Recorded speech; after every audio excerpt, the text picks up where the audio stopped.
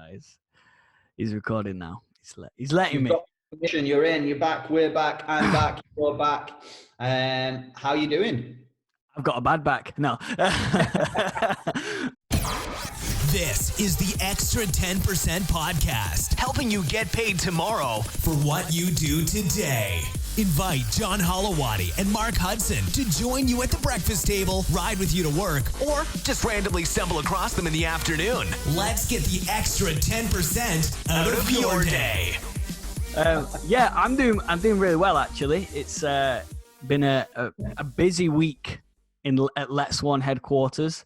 With plenty of people wanting to get notifications out to their clients, on their websites about coronavirus and how they're continuing to do business. What I'm actually excited, is that the right word? Not excited, like surprised about, but pleasantly surprised about, is that lots of our clients, maybe 50, all business as normal, or as normal as they possibly can be. So they've all adapted so well to like I was talking about last week, one company we built an e-commerce platform for them that they'd never had before. So what I'm sort of saying, or I'm pleasantly surprised about this week, is that a lot more businesses have gone, do you know what? Yeah, we're not going to sit and complain about what's going on. We're going to adapt our business. We'll, take the money that the government's saying, you can have for employees and stuff, so we don't have to fire them. Great. But while that's going on, we're not just going to sit around and twiddle our thumbs. We're going to do something that's online, which means that I guess they're building a better, solid foundation for the years ahead. If anything else like this happens, now they've got two income streams. One that was the offline version, now the online version. So Going to twiddle their fingers and thumbs and get the yeah, tip tap taparoo. So it's been a busy week. But what about yourself? What have you been up to? Anything exciting? I know that you had a really big night or evening the other night on Zoom. So yeah, last night, yeah. I mean, I am Zoom crazy at the minute. We wanted to do something. I think one thing that you just touched on there is like people are adapting really quick. I guess you're getting asked a lot for speed. Like some clients will come to you and be like, yeah, no worries. Whenever you can get it done, people are like, I want it done now. I want it done now. I want it done now. And I think when you act, like we always say this, success loves speed. So even more so in this current climate where it's like, shit, everything's just been closed into this thing. So we were meant to have conventions. They all got cancelled. So it was like, right, what can we do? Well, we've got a Zoom. We can get 1,000 people on it.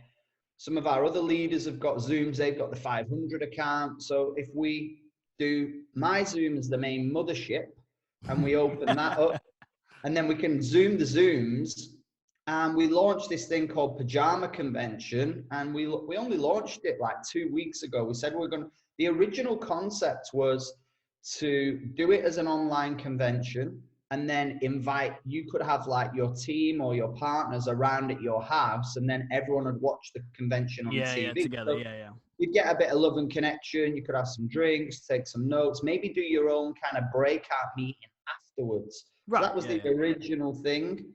And then it was, it was lockdowns here. What do we do? So it was like, well, you can't social distancing. You can't do that part of it anymore. So we just created the online version and people joined and it went absolutely crazy. We had I saw the numbers, like it was thousands of people. Like that's amazing. Yeah, I've got a good friend over here that's a DJ. So I asked her to play and she was on the Zoom, bless her, for 5 hours. She was DJing a full set. Wow. It was meant to be 3 hours, right? It was meant to be 3 hours. It was meant to be 7 till 10. But we went all the way through till 1 o'clock in the morning. There was still like 400 people on. And it's quite funny for those of you that haven't seen my pictures, like I'm always in a t-shirt, I'm always in shorts. So I put my suit jacket on and a shirt, but I still kept my shorts and my slippers on. Yeah, I saw that. And with Zoom now, I've realized that you can create a waiting room outside the Zoom. So I didn't want my speakers, like we had different panelists. We had a cell biologist, Dr. Mitra Ray, zoomed in from Seattle. We had one of our corporate leaders who zoomed in from Memphis. And I didn't want them not to get on the call because it would max out. So we had to create this virtual waiting room. So we had like 600 people in the waiting room and maybe 100 people on the actual Zoom. And then the DJ's playing. You'd be able to get the recording somewhere. But I was like a bouncer. I was like a security guard letting people in. I was like approving, and then I looked in the screen and I'm like dressed in a tuxedo going, wow, I actually look like a doorman. I feel like a doorman. and it was Friday night. It was like, you're not coming in, you've no ID, you're too drunk, you can't go. So it's the new reality. That's it. Everything, you can live out your lifelong dream of being a bouncer. Yeah, I'm too small to be a doorman, but now I can put that on my CV. So yeah, it was incredible. And one thing that I love is commitment from people, just to say, you know what, I'm committed, I'm all in, and I'm going to stay on it as long as I can. I mean, there were some people that were literally falling asleep by the end of it. Were you one of those? I was wired, mate, and I couldn't get to sleep afterwards. It was quite surreal because, you know this, whenever we do events, it's like you close the event, and we've done live events with like 2,000 people there, and that I've personally put on myself. And then I've been at conventions where there's been like 4,000, 6,000 people, and if you've closed or you've spoke, there's like this kind of high after you've finished. It's like, like amazing, like the Grand Prix is over, that kind of thing. All the preparation for that minute is done, and you kind of celebrate. Well, I'm here, and I've done what I've done, and I'm on my own. So it's like, what do I do? So normally it'd be like you're going around high-fiving yourself. Yeah, I was literally, I didn't know what I just went straight back onto my WhatsApp, and I was like voice noting people, texting people. It just kind of carried on. So I had to be really disciplined to kind of shut down last night. I saw this thing on YouTube, and it was like guaranteed to make you fall asleep in 3 minutes. So I pressed that. It was all this kind of weird music, and then there you go. It was 7 a.m. and my alarm was going off, so it kind of worked. Yeah, that's good. I mean, again, going back to that adapting, it's a beautiful thing. Like, humans are not, things go wrong all the time. We spoke about this on the last couple of podcasts. Things are going wrong all the time. And some people are seeing this just as, it's just another thing that's going wrong. It's not stopping anything. It's like, let's just adapt again, just like we would normally adapt if something else bad happened. You know what I mean? Like, as in, so it's great to see that. And, maybe it's even allowing people to thrive more, because like, you said there's 1,000 people on it, 500 people in the waiting room or whatever. And it's like, that's 1,500 people. Maybe if you had done the live event, there might have only been 700 people turned up.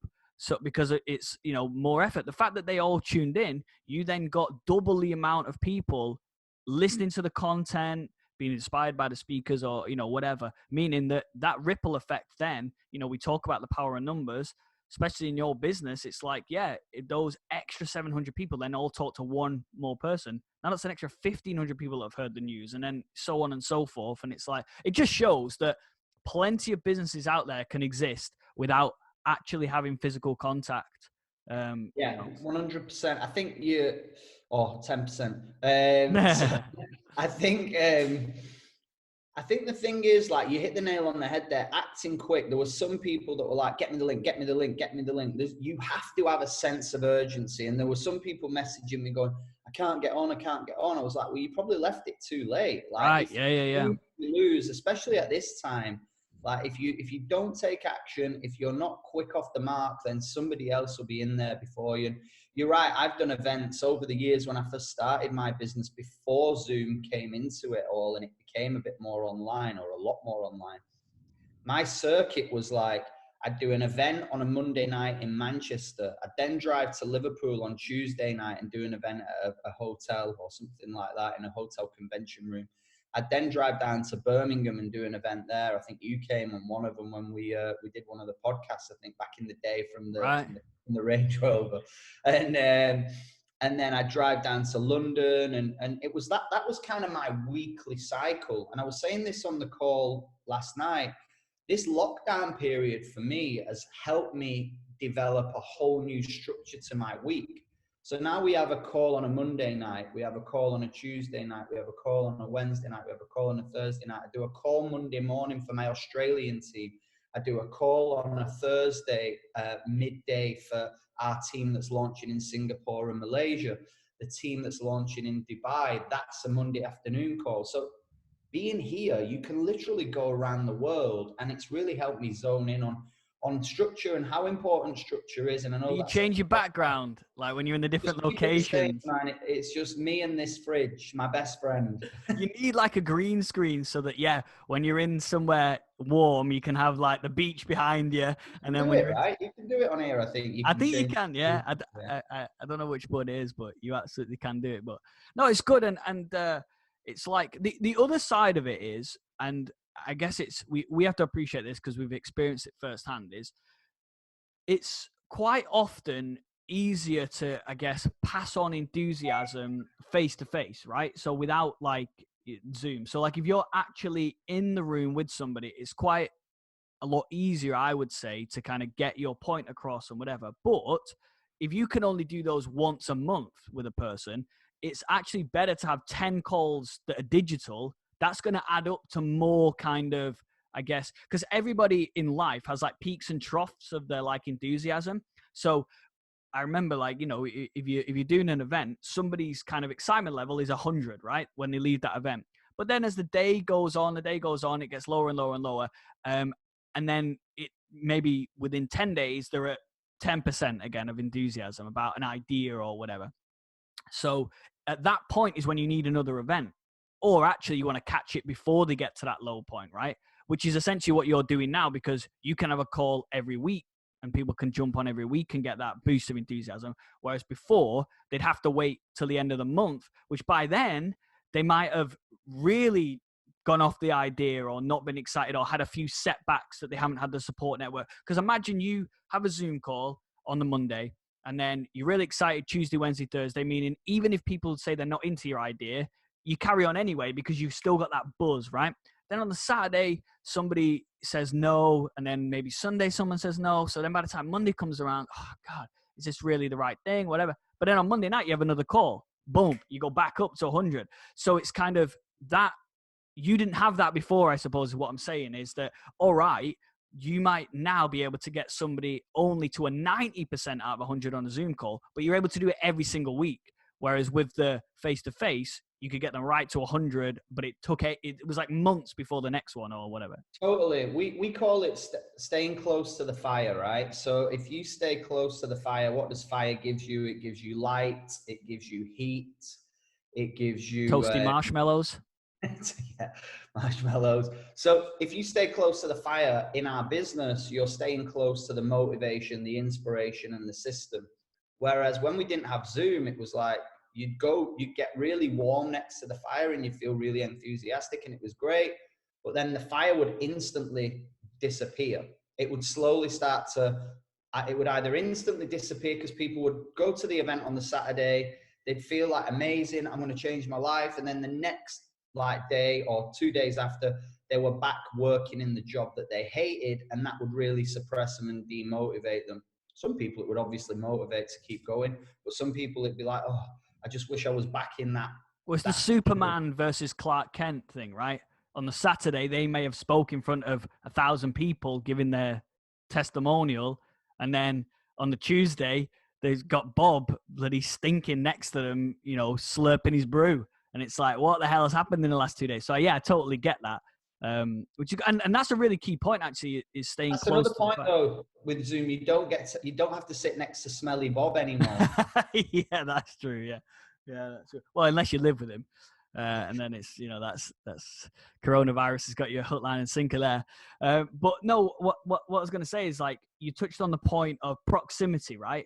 And I've heard this thing before called that proximity is power, which is like, and I've given examples of this before, of like years gone by, is like, if you can get around, like I always talk about, there's only two things you need in life to be successful, it seems. I wouldn't say I'm successful in any way compared to like a Bill Gates or Warren Buffett, but it seems that these most successful people, there's two things: a list of goals they want to achieve, and then the self-esteem to go do it. So if that's the only two things you ever need, is like, well, then you've just got to think, well, I need goals, so you do that. And then how do I get more self-esteem? Well, there's two ways you get self-esteem: is learn more skills, so you get better at things. So you think, oh, I'm actually quite good at this, I can do it. Or get around people that are going to tell you and motivate you and help you, right? So I remember one example of this. It was like, I think it was about 4 years ago now. I'd sort of said to you, "Oh, I want to buy this this Porsche Cayman, right, or something along those lines." And you were like, "Yeah, sounds brilliant." Blah blah. Anyway, a few months went on, and I don't think I'd maybe sold enough product or services to be able to maybe afford it. I can't really exactly remember, but maybe I'd set myself a goal of, right, yeah, in 6 months I'm going to buy this car, and it didn't quite materialize, like as in. And then what I started to do, rather than work a little bit harder and go, no, just spend another couple of months or whatever, I started to then reduce my level or my standard, right? So I remember a car, I think it was, and there's nothing wrong with this car because I liked it, I think it was like a VW Scirocco or something like that, drove past us while we were on the motorway. And I was like, oh, I'm thinking of getting that car, like, and you were like, what are you talking about? You told me you wanted the Porsche Cayman. And I was like, yeah, shit, like that is what I want. I was going to settle for something worse. And then it hit me then, like maybe the day after, I was like, shit, like I could have been speaking to somebody else having that same conversation. And if they had said to me, yeah, sounds good, actually, that Scirocco's pretty good. You did want the Porsche, but yeah, the Scirocco's just fine anyway. So you don't have to worry about that. And I might have gone out and bought that car. Whereas actually what I did is I reset my thinking and was like, no shit, let's go back to work. Let's keep my standards high where I wanted them to be.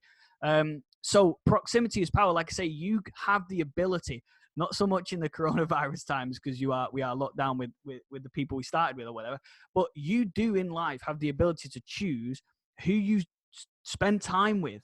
And then the more you spend time with those people, exactly the same, the proximity of the fire, as you're talking, the more time you spend around that fire, the more inspired you're going to be, the more motivated, the more you start to build your self-esteem and think, yeah, this is doable, and therefore you become successful. It's like an inevitable thing that then happens, if that sort of makes sense. No, totally. I remember a similar conversation that I had with somebody where the opposite happened. So I was chatting to somebody, just a normal person, normal job, all that kind of stuff. Hasn't really been exposed to personal development as such. And I remember saying I wanted to get something, and I said, it's only 20 grand. And he went, yeah, right, only 20 grand. And I was thinking, like, it's only 20 grand. That's easy. Like, that's easy. That's not a lot of money. Like 20 grand is easily achievable to save up, to earn, to develop your skills. To get 20 grand is not difficult, right? And he was like it was a million miles away. Do you know what I mean? Yeah. So that could have been, yeah, you're right, actually, it is too far away. But in my mind, I was like, if I just knew if I focus, if I this, if I that, it's only 20 grand, I can do it, no problem. So it was that mindset. And then we have those, and that isn't saying that person is a bad person or whatever. It's just that you have to be careful of whether you let that sink into your brain or whether you go, yeah, didn't really like, I understand why you're saying what you're saying, and that's fine, but I ain't letting that stay here. So you kind of chuck that out of your head, and that you just let them be them and they go in peace and whatever. That's cool. You have to remember what your blueprint is in your brain that you're trying to grow and you're trying to develop. So the next time that conversation comes around, you're thinking about something else and you're going, you know what, it's only 50 grand or it's only 100 grand. And having that mindset that you can grow things for. And that just comes down to like seeing possibilities. And again, going back to your proximity. So imagine it's the same thing. It's like there are plenty of conversations that are going on out there now, like where people are saying, oh, it's only 5 million quid, whatever it is, like it's only 10 million quid, like bargain. Right. So that exists. So Jim Rohn talks about this a lot, where like, if you're just seeing the world through like a tiny little pinhole, then you don't see all the possibilities. So you convince yourself, no, it's just like this. Like I what you're talking about, I can see it clear as day in front of me, but you're only looking through a tiny little slither of what's available. And so if you can get around people that can help, I guess, widen up that lens of like your viewing angle, then you start to go, oh my God, yeah, I didn't realize that this was over here and you could do this and you can meet those people and stuff like that. So obviously that's just a metaphor for viewing the world and possibilities. But yeah, if you're around people that say, no, it is possible, I could introduce you to that person. You could learn that skill. You could earn that amount of money, whatever. If you have people around you all the time telling you those things, you then start to believe them. And Grant Cardone talks about this all the time, which is that, you are being sold on a plan, on an idea, on a way of living life. That is what is being happened. So you can either decide to be sold on the plan of massive possibilities, or you can be sold on the plan of limited possibilities. But it exists. Both options do exist. And so, yeah, going back to kind of like you saying, oh, 20 grand, it's not that much. Somebody would go, yeah, of course it's not that much. Like, because it's all an equivalent thing of what you believe is possible in the world. The same with forgetting about money of like, oh, I want to own 10 of this or 20 of that. And it's like, wow, most people don't even own one of that thing. You're talking about owning 20 of those things. It's like, well, yeah, because I've got friends that own 200 of them. So for me to own 20, like, it doesn't even seem that big a deal. And that is like so key. And all the smartest people, or not the smartest people, but the wealthiest, successful people, again, another thing I hear them say all the time is, don't be the smartest person in the room. Don't be the most successful person in the room, because if that is the case, then you're not growing. You're not, seeing new. Your lens, like going back to your lens is capped. Yeah. So people are either shortening your lens or they're widening it. And you just hit, and it's crazy that you've said this because we've not talked about it, but part of my daily rituals is writing my daily email again.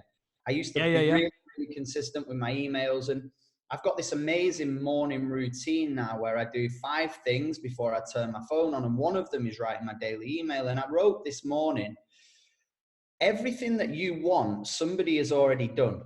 Right? Everything that you want. So the car that you want to drive, someone's already figured out a way to get that car. The body that you want to achieve, someone's already figured out that way to get that body. The house that you want to live in, someone's already figured out a way to get that house. The business that you want to create, someone's already figured out a way to do it. So pretty much everything in life, everyone has already done. You just need to find out what they did and copy it. Modify the idea to suit you, but success leaves clues. People have already done what you want to do. Find out what they did, and then stick to the plan consistently. And that's the key around it. You will get that stuff. Yeah, and it relates to your health goals. Someone said when I told people what I wanted to do for this year. Someone said to me, "You're in Tenerife. Good luck with that." Because I said I was going to give up alcohol. I was going to get my body back and all this kind of stuff. And somebody said to me, good luck trying to get healthy and give up alcohol you're living on a volcano with 2 million alcoholics. Right? It's a bit extreme, but obviously there's a lot of expats here, a lot of people that leave the UK or leave their home country and come to the Canary Islands to retire, sit in the sunshine, drink beers, read books, go to bars. And there is a culture of that there. But I don't have to go into that culture. There's also an amazing fitness culture on this island where people are training every single day. They're going trekking up in the volcano. They're going scuba diving, snorkeling. They're getting really, really fit. They're juicing every day. So there's both options. There's that lens, and then there's that lens of what you want. So the blueprint's out there for everybody. Just a case of making the right decision, getting into that area, and staying in that area. That's the key. The key is the consistency. You've done it. We're celebrating today, right? You wanted to mention this. So one of the things, going back to that like original conversation 4 years ago, was like I knew, having seen you become successful, having seen other people that were around me become successful, and one thing that I guess is so important to, I guess, realize or 2 things is, success leaves clues. So just follow that path. But the second is, nobody says it's easy. Just because the path is there doesn't mean that the path doesn't have barbed wire on it or a wolf that's going to hunt you down while you're walking it. Like the path is there. And at the end of that path is the, in quotes, pot of gold or whatever, your idea of success. But it's kind of like, and I tell my guys all the time this at work, is like, if I said to you that there was a bag of gold or whatever metaphorically is important to them at that point at the door, and it's got your name on it, nobody else can take it It's there, right? But the only way that you're allowed to have it is if you walk on your hands from here to the door. And then also, by the way, there's glass on the floor. And it's like, all right, that's it. There's nothing else to it. So then they start asking questions. Well, all right, well, have I got a time limit? No, you can take as long as you want to do that. All right, well, what if I get halfway there and I sort of fall over? Yeah, no problem. You just go again, And then they start to realize what I'm sort of saying here is that your pot of gold is not somebody else's pot of gold, meaning there's no amount of success that somebody else can have that means you won't have success. So there is so much abundance out there that everyone's got their own pot of gold, right? Again, this is all metaphorically. It could be anything from relationships to money, whatever, business. So it doesn't matter how long you take. No one's going to take that away. You know what I mean? You're searching for your success. If you get that success in 40 years, brilliant. If you get it in 4 years, brilliant. But that was one of the key things that I had to really keep telling myself is that I was very fortunate to be around successful people like yourself and, different people. And I thought in my brain that I'd almost forgotten, it's taken these guys decades to get to this point, and I'm trying to do it in 2 years. And then, so that becomes quite hard, if that makes sense, to kind of mentally go through. But then I realized that, why am I trying to rush this? And then Jim Rohn talks about enjoying the journey anyway, which I completely not even considered. I used to live, literally 25 years from now. But I was trying to skip out the middle bit. I was like, I'm at the beginning of the path. I know that this pot of gold's at the end of the path. And I was like, well, in my brain, I wasn't thinking, you just got to walk the path. But I wasn't. I was thinking, well, can I jump a bit? Can I fly and skip out these bits? And it's like, no, you can't. You've got to walk the whole path. What else do you want? Someone's given you the blueprint. They've given you the path. Go and walk it. And where I see a lot of people go wrong is they might walk the path for a year and then they give up. And it's like, but what are you going to give up and go do? Like, you might as well just carry on the path. Does that sort of make sense? As in, the other thing as well, right? The other thing, and Jim Rohn mentions this, it's who you become. So just to use your analogy, having to walk to the pot of gold on your hands over broken glass means when you've got to that pot of gold, you can walk on your hands forever, right? So you've got those skills to take you to the next pot of gold. And when you walk on glass, eventually your hands will heal. They'll become stronger. I've got a friend who's a barefoot marathon runner, right? And he started and his feet were like baby soft. Now his feet were human when he started, and now he's got bear's feet. Yeah, he's crazy. He's over 60 years old and he runs, but he's a barefoot marathon runner. He runs in the snow, he runs in the desert, he runs on stones. His feet are tough. His feet have got tougher.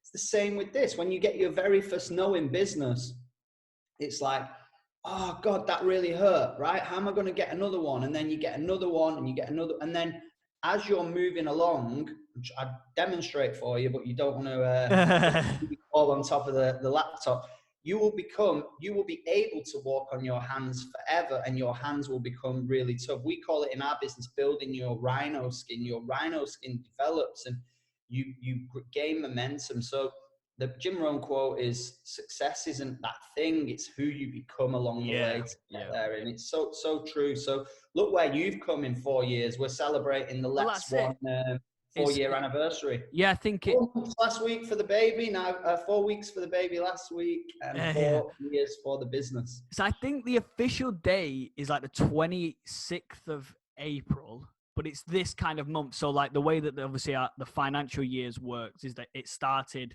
April 1st of 2016, I guess. So it's 4 years old as of the 31st of March, 2016. And what's crazy about it is, we've had plenty of ups and downs, learned loads of things, adapted our product, which again is what you've got to do. And going back to adapting quickly, we never sat on a product long enough that it destroyed us, if that makes sense. If it wasn't quite right and it didn't feel right in our gut and that it didn't align with the mission that we originally set out with, because that happened as well plenty of times where, we set out on something, it didn't quite work, we'd adapt it. And that adapting thing might work somewhat, but it didn't align with the reason we started the company. So it was only ever going to last so long. You're putting your hand up there like you need a wee or something. Yeah, please, sir. I've got a question. I want to know, because we just touched on like walking on broken glass and stuff like that. because we talk about success and it's worth it and this, that, and the other. I want to know what have been the top 3 worst things that have happened to you since being a business owner that have really kind of knocked you for 6? Yeah. So I think the first, I want to think about this. I want to really make it important. So the things that have knocked it for 6 is putting a product out to the world and the world not responding in the way that you thought in your brain that they would. So in our case, it was, I guess, the way we were building websites and doing social media sort of in the first kind of year. So putting that out to the world, trying to be different, because you always want to, you don't want to be the same as every other person on the street sort of thing. So, but then what I learned was we were trying to be too different the way we were delivering it. And so most of the most successful businesses in the world are only about 10% different. A Facebook is 10% different from MySpace. A Tesla is 10% different from a BMW.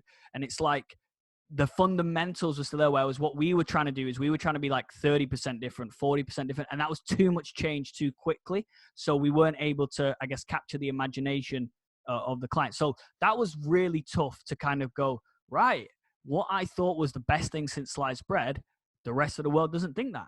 So we need to kind of go back and adapt it. So that was one. Number 2 was a big lesson is if you don't hire the right people and spend the time. So there was plenty of times where we got to a point where we had so much work on, we needed an extra body. We needed somebody else sat doing work. And so the recruitment process was almost rushed, I suppose. So we didn't really pick and choose. We just needed someone, right? And so what that ended up being is there was a lot. I remember at one point it took us like 6 months to recover from hiring the wrong person because we invested time, energy, money, and it would have only taken a month to recruit the right person. But we thought a month was too long, so we recruited somebody in 4 days, and then they ended up meaning that it took us 6 months to recover. And not necessarily financially, but like processes had been, building relationships with customers again, blah, blah, whatever they'd kind of touched. So the second thing that was a big... Apologizing for things that kind of... Exactly. Yeah. So imagine you built reputation up over years, maybe even before Let's One exists with clients. And then you bring an employee, and that employee, it's a lot quicker to pull a house down than it is to build it. You know what I mean? To bulldoze a house, and that had happened. So, so that was a big thing, is not bringing in the right people and rushing that. So, like I say, we thought we were doing it quicker by going, oh, it's going to take a month to bring in the right person. Let's just get someone in 4 days. They'll be all right. But then it took 6 months of, repair. So obviously that was mental. So yeah, first one was definitely putting out a product that people didn't necessarily buy into. Second was bringing in the wrong people. And then the third thing that, was like the hardest was the speed at which companies grow. So at the same time that we, and this is actually an amazing analogy. I hadn't really thought of this until now, is that there were a couple of businesses that started at a similar time to us that became clients of ours, in different things, from insurance and whatever. And in our first few months, we were growing maybe, I don't know, in the first year, 100% or something, which is still very quick to grow as a business. But when you go from 0, it's very easy to grow 100% the next year, whatever. But we were seeing businesses that were like in the first year that started at the same time as us, were getting to like $500,000 a month within like 18 months. And it was like, what are we doing wrong? Like how are we nowhere near $500,000 a month in sort of revenue and stuff like that? So we looked at them from the outside. We didn't know what was going on the inside. We just heard these numbers that they were saying, oh yeah, we're doing this month, blah, blah. So that was quite like, yeah, like I say, there was a couple of businesses doing this at the same time. We were like, what are we doing wrong? Like, blah, blah. But we stuck to the plan. We made sure that it was about making customers happy, delivering the right product, blah, blah. Because we were then thinking, are we not charging enough? And blah, blah. It's like, no, that's not really right. Are we not doing the right product? We started to really question ourselves. And then by the time the second year was over, those businesses were out of business and we were still going. So it's like, yes, they managed to peak very, very quickly, but then they dropped like the edge of a cliff. For whatever reason, I don't know. There was different reasons or whatever, but we looked at them and thought that, oh, we must be doing something wrong. and sort of questioned what we were doing. But actually what was happening is the way that they'd managed growth was incorrectly, if that makes sense. So it was very hard to look at these people. So the three things, like I say, that have been the hardest are product that people don't want, bringing in the wrong people, and then it was hard to see other businesses growing quicker than us when we thought we deserved to be growing just as quick. We were working just as hard, if not harder, blah blah. But luckily we didn't take our eye off the ball and try and change things. We stuck, focused, continued on the mission, and then we're still here standing now 4 years later, and they're not. And so it was good that we didn't spend too much time dwelling on it. But what about you? What would you say that your, I guess, three hardest things that have happened over the last kind of... I'm just writing stuff down, so I'm not texting my mum or my missus or anything like that. And you just give me an amazing idea that I need to chat to you afterwards about. Right, yeah, fair enough. Well, I'll give you a second to sort of summarize, is that like going back to these hard times, it was, I'd already built in my brain a foundation of things going wrong. So I'd heard Jim Rohn say 1,000 times, there are winters. Things go wrong. So then when a winter came, i.e. hiring the wrong person and having to spend 6 months recovering, I was like, no problem. This is just one of my 6-month winters that I'm got to go through. But at the end of it, like you said before, the scars that I get, I'm never going to do that again. I'm never going to rush that recruitment process again, because so it's like I've built a layer of armor that won't hurt, into the future. And again, I was around people that were telling me, don't worry about these other businesses that are doing 10 times more than what you're doing. Don't worry about those, because you focus on you. At the end of the day, your pot of gold at the end of your path is still going to be there. Doesn't matter that they've got to theirs quicker. Yours is still going to be there. Keep plodding along, going for it and whatever. And I don't think that I would have been able to get through some of those harder times had I have not spent years before that investing so much time in personal development. I would say that personal development, and including in that the learning of you need to get around the right people, personal development is the thing that sort of gets you through it. It's very easy to run a business when it's going well. Very easy, because you don't really have to do much. The people are great that you've got around you, stuff like that. But it's when it's going bad, that's when it's the real test of a CEO or someone running a business or an organization. And the only way I would say that I was able to push through that was because I had read in a book somewhere at some point something that then related to that situation. So when I read the book, it almost meant nothing to me, but I stored it, went in the subconscious mind, blah, blah. 3 years later, I was able to pull that card out of the deck and go, all right, this is what's happening now. I remember, you know what I mean? So it's kind of like personal development for me was the number one thing that could help you through almost anything. We're just relating it to business here. The same thing happens when you're in relationships, when you're talking about health and fitness. It's all personal development. If your mind is in the right place, everything else follows suit. So it's like, that's the number one thing. And I think it's, like you just said before, Jim Rohn's mentor, Earl Shove, basically said, when you get to be a millionaire, set that goal to be a millionaire, make the million. But like you said, it's about who you become on the journey. So when you become the millionaire, you can just give the money away if you want, because that's not the point of becoming a millionaire. The point is now you know how to do it. And actually, Jim Rohn's very famous in he went broke 2 or 3 times. He went to zero 2 or 3 times, but he just picked himself up and just made another couple of $1 million. I mean, that is the best personal development name ever for a mentor. Earl Shelf. Do you know what his middle name was?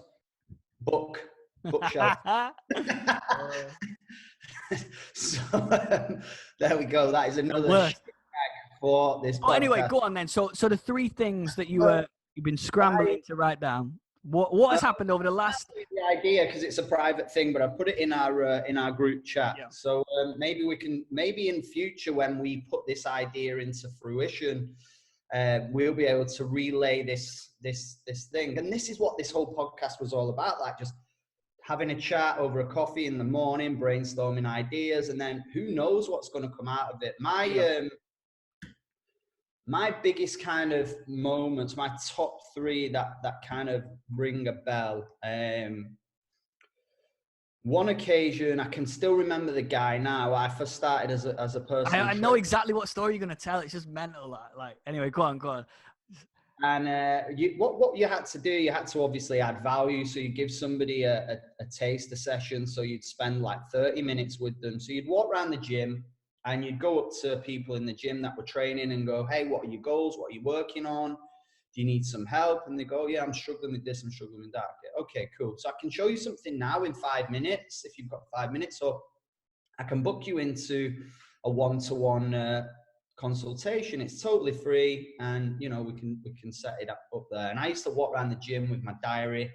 There's a few people that listen to this that used to work with me back in my gym days. So shout out to those guys for listening in, and thanks for your friendship as well, and keeping in touch. It's amazing. But, anyway, I don't know. I'm like cracking a smile here.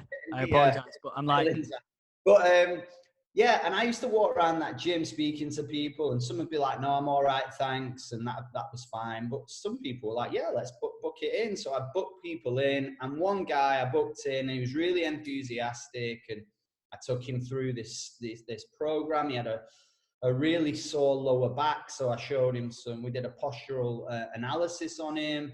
He had really tight hamstrings, all this kind of stuff. Showed him some stretches, showed him some exercises to do. And then the idea is, right, let's take you into the coffee shop, let's sit down, let's work out the next strategy, where we're going to take this. And it's like, I can take you from here to there in 12 weeks, but you're going to need at least one session a week with me. So it gets to the point and you're nervous, like your heart starts beating because you're like, now I've got to ask them to buy. Now I've got to ask them to buy. Now I've got to tell them the price. Now I've got to tell them the price. And this goes through your mind early on in your journey when you're walking through that broken glass at the beginning. Your hands are soft. And we sat there with a coffee and I said, okay, so it's £360 to book this block of 12 sessions. And he went, what, £30 an hour? And he went like this with his hands, bang. And he banged on the table really loud. Everybody else in the coffee shop looked round. The coffee went up in the air and he went, no chance. Like proper defiant, like no chance. There's no way on earth I'm paying that. That's ridiculous. You can forget it. And I swear to you, you'd have thought we were like best mates within the 30-minute session that I'd just done with him. And he just flipped like that. It was so surreal. And I kind of I was set back. It was like the wind had been pulled out of my sails. I got embarrassed. I went bright red. I thought, God, he's not just like knocked my confidence. He's pretty much destroyed me in front of everybody else. And that was a hard no. Sometimes you get a little no. Sometimes you get a really hard no. And I was like, shit, what do I do? And I had to regroup. I remember going into the bathroom and in the toilets, like washing my face and just having a minute looking in the mirror. And I thought, right, I've got two options. I can go home and cry about it and keep overthinking it, or I just need to go and get another no. I just need to go and get another no. So I was like, right, and I'm going to swear now because whatever, there's people listening to this that are over 18. And I was like, I'm going to fucking show that guy. I'm going to make myself the busiest trainer in here. He is going to see that everybody thinks 30 quid an hour is great value for what I'm providing. And I worked so hard that day, it kind of motivated me. Of course, I had to have that little minute in the...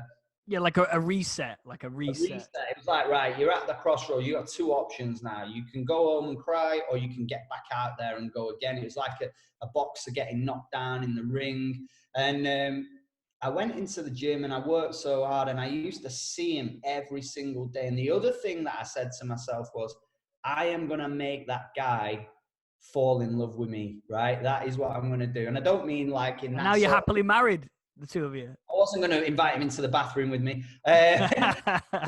So I used to see him all the time.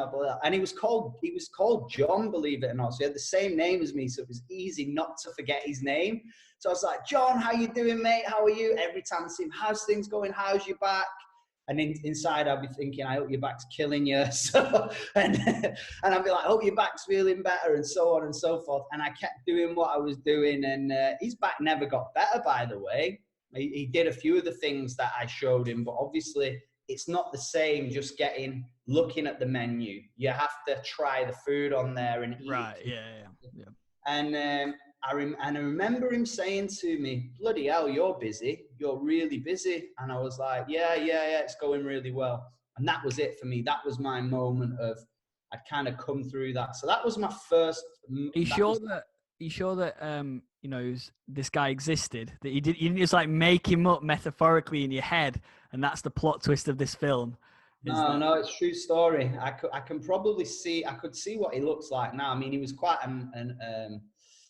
he was an elderly guy, so I don't know whether he's still going to the same gym. I'm not sure, but yeah, I can still see him now. I can still remember that moment to this day, and it evokes that passion in me to kind of prove people wrong. That's why I love our business, because we help people prove naysayers wrong. You have to do it every day. Yeah. Like, whether they're talking about you behind your back and you never hear what they say, people are, right? So that some people are like demotivated by criticism and negativity. It motivates me. I don't delete and block negativity unless it's like ridiculous.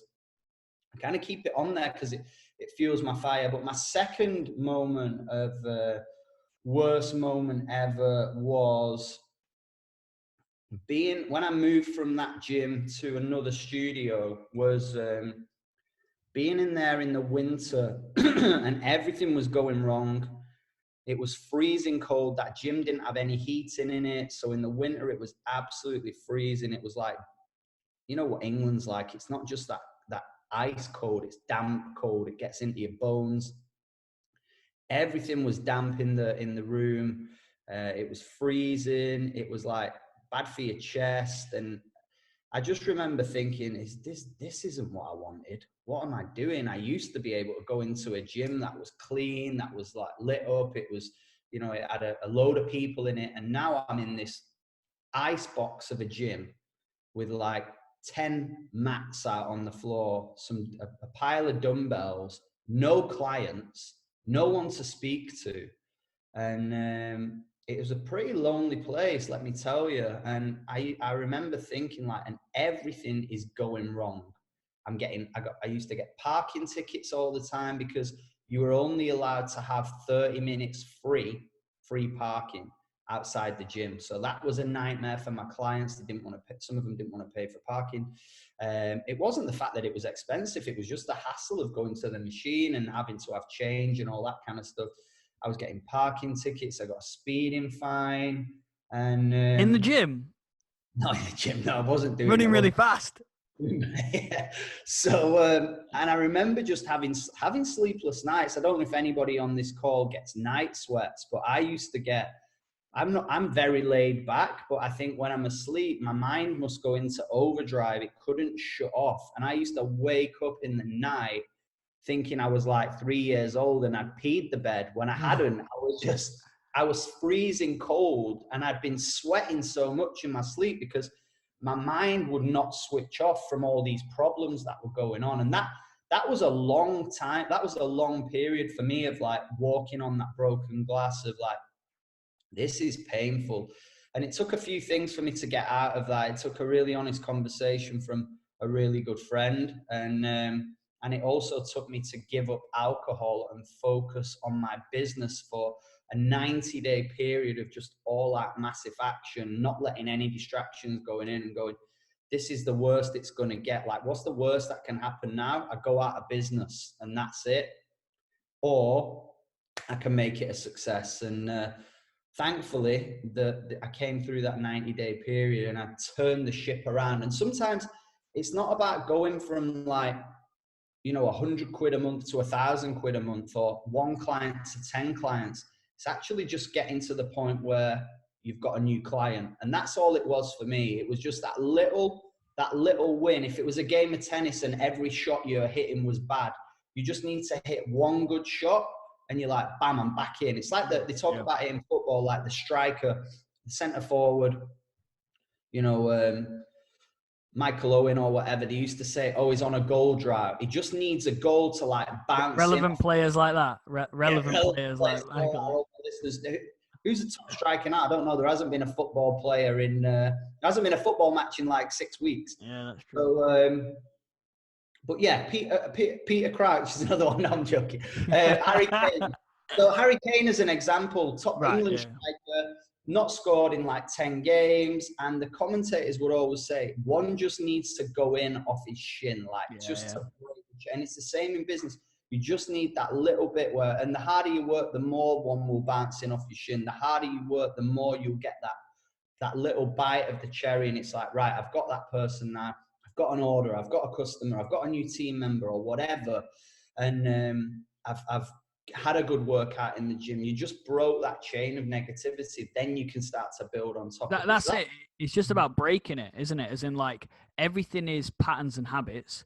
You got into a pattern and habit where things weren't quite right. All you got to do is just got to like break it, and then you're at reset button, like you resetted when you went into the toilet and washed your face. Like, it's the same scenario. It's just a longer reset pause, could be over a week, and it's like, yeah, and then you reset again, and it's everything is about like not floating. Like we said right in one of those earlier podcasts a couple of weeks ago, was you can float in life or like go with the flow like the dead fish, or you can decide to hang on to the side, climb out, do something different.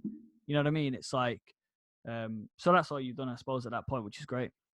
Number 3, I would say, from a health point of view, just kind of being lost a little bit, lost in what I wanted, what I thought I wanted was not what I really wanted, and being, being able to buy an apartment in just about an hour outside of Dubai. And I was there, I was staying there, I'd had some nights out and some great times, don't get me wrong. And then you get the beer fear in the morning, and you kind of think, wow, is that what is this what I really wanted? And I've been on a kind of path in my life, and this is a full podcast in itself, of working so hard to get everything that I wanted, and then achieving all those things, and then thinking, what now? Where am I at? Like, what's the next level? And I had to go through this kind of period of like walking through the forest in the fog. There wasn't just trees in my way, like there was thick fog as well. And I didn't really know where I was at, what I wanted. And I was overweight. I wasn't showing up as my true authentic self. I was not even trying to be something that I wasn't. It was just that I was naturally being something that I wasn't. It wasn't me. It was like, this isn't who I am. And you know what? Sometimes you have to hit rock bottom to climb up again. And I got to a point where I was like, you know what? This is it. 2020 is going to be my reset button. And you just touched on it then. And I said, I'm going to reset some personal challenges last year, some personal losses. And I hit the reset button on December the 30th. And that was really me coming out of that. And I honestly feel better than I've ever felt about my health, about my mindset, about my business, about my structure. This is the best I've ever been in terms of my life and where I'm at and what I want, and just having to regroup. So it's all right. And that's why I asked you the question about the 3 negative things, because they're actually very, very positive. Right, Like, exactly. That I didn't know what you were going to sort of finish and say then, but that was exactly what I was going to say, is that they've all meant something in addition to them being negative. And it's like, I actually meant to say this ages ago when you were talking about something on the podcast, was like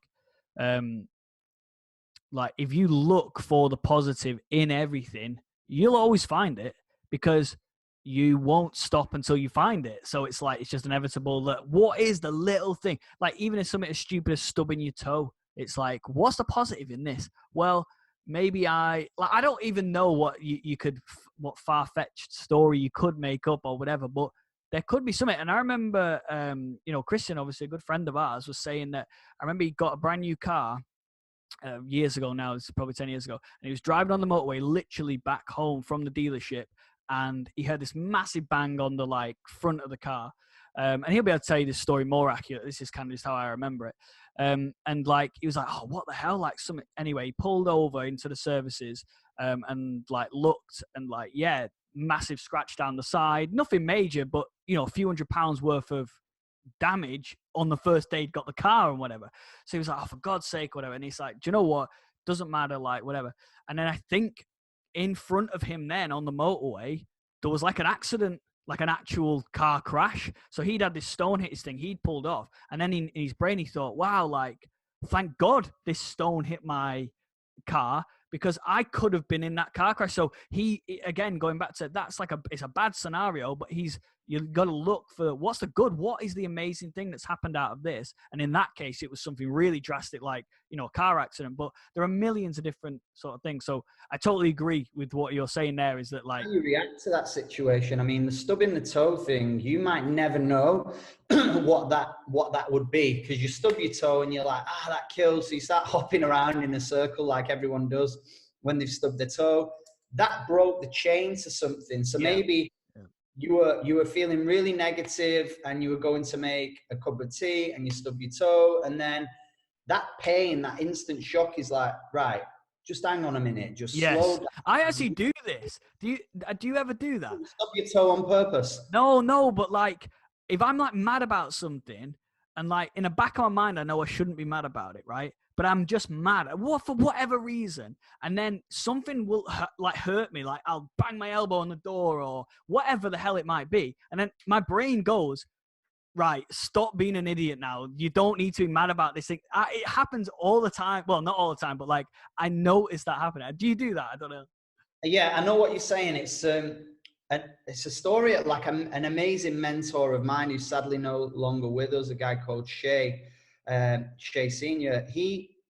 I was at an event with him in Dresden, and he was late for something, and we all regrouped at the hotel, and he walked into the hotel wearing a sling, and I was like, what's happened? And he said, John, he said, I was rushing for the tram, and he was an elderly gentleman, and he was rushing for the tram, and he tripped up because he was rushing and banged his arm, right? And obviously damaged it. And he said, I tell my kids, never rush, because when you're rushing, you always make stupid mistakes. You forget your keys. You don't remember to lock the door. You drive your car erratically. Things happen. So some of these things are like little ones that kind of just stop you and break the chain. And some of them can be things like that. But there was another one of I was at the airport, and I was flying to Dublin, and the flight got delayed. Now, one guy went absolutely mental, and he ended up getting arrested. I was just watching it unfold in front of me. The way he reacted to that kind of situation it changed on the flight, delayed by 2 hours. That was it. In the grand scheme of things, like you were saying, it's nothing that major. I looked at it and thought, you know what, cool. I can just sit here on my phone. I can do a bit of work. I can grab a drink. And if I get busy now, that 2 hours will fly by. Yeah. Push the security person that was stood there. He got arrested. He probably spent a night in the cells. He missed the flight. Everything that that catalyst effect was so negative along the way. So how you adapt and react to these situations is so important. Yeah, for sure. And like, I think that's a good place. There's loads of other things that we want to sort of talk about, but I'm wary that we're rambling on for ages. But like, yeah, we did have a topic for today. But we did have a topic for today, which was celebrating. And I think it is still important and we have touched on it, but what we've actually gone into the route of talking about is celebrating the negatives in a way, is going, you've talked about that guy slamming his hands on the table and spilling the coffee. You then became the busiest you possibly could do in the gym. So it's like, and then same for me is like, I was kind of, trying to hire people that maybe weren't right for the business. And then no problem. Now we don't make that mistake. And the people we bring in now are the best, if that makes sense. And it ends up being, one, they're better with clients. And two, it only takes a month to recruit, not 6 months of repair. So it's like all these things are celebrate worthy. But some of the things obviously we were going to sort of touch on is like, when things do go right, so not necessarily something going wrong and then turn into a right, when things genuinely, you do make that high sale, you do recruit that person, you do whatever, it's like, it's not only okay to celebrate that thing, but it's almost a little bit necessary, because when you do something big and important and then you celebrate it, your brain locks that in as like, oh, right. So it's the cause and effect. So your brain's stupid in a way, but also very clever at the same time, which is it's stupid enough to think, if I do this, I'll get that. And that's all it's thinking all the time is do this, get that, do this, get that. So if you can train your brain around that, which is, yeah, every time you do work hard and achieve something, celebrate, you get that dopamine hit, your brain locks that in now, boom, it creates that anchor. But then obviously, like you said plenty of times, there's the opposite of that, which is if you're celebrating all the time, then your brain doesn't really know what the cause is that's allowing you to get that dopamine hit. So your kind of work ethic doesn't always then match the celebrating, I suppose. I watched something about this the other day about the dopamine experiment, and I can't remember who it was, but they were saying they trick their brain to be addicted to dopamine to get them to create the life of their dreams. Yeah. They would reward themselves every time they did something. Like, let's say they said, right, I'm going to send out 100 emails now to clients. And at the end of it, I'm going to, whatever it was that he loved, like his favorite drink was like a Fanta orange or something. He would have a Fanta orange as soon as he got to 1,000. So his brain was craving that dopamine, and then he'd reward himself. So the brain becomes addicted to that stuff. This is how computer games work. The dopamine response can actually be so instant, like Facebook is. You get a like, you get a dopamine hit, you go, you shoot a baddie on the game, it's like, bam, yes, I've got one, a dopamine hit. So those are what I would call kind of negative dopamine hits for taking you off track. But that's how these computer games work. You're getting the instant gratification. You're still your brain's still getting the chemical reaction that's giving you. But there's no real reward. The real reward doesn't exist. Yeah, no, it's true, and like I think the Xbox PlayStation game, that's the best analogy of like getting great dopamine. Going back to saying that your brain's stupid in a way, there's a guy called Alex Becker. If you search him on YouTube, he's like talks about this idea a lot, and it opened my mind up to it. It's like your brain is just looking for dopamine. To think it's looking for anything else is a waste of your time. So if you right, they eat chocolate, same thing. Exactly, for that dopamine hit. Your body doesn't need what's in the chocolate. It needs what's in the fruit and the veg and maybe whatever. But your brain goes, I can get dopamine for this chocolate. So it's kind of like you just got to shape your life in the best way you possibly can to get your dopamine from the things that add value. And we spoke about it on one of the earlier podcasts, whereas if you remove Facebook and Instagram and whatever, and you put barriers in your way to get to that dopamine, then your brain's lazy. It won't bother. It's like, well, I'll get my dopamine from somewhere else. It's easily accessible.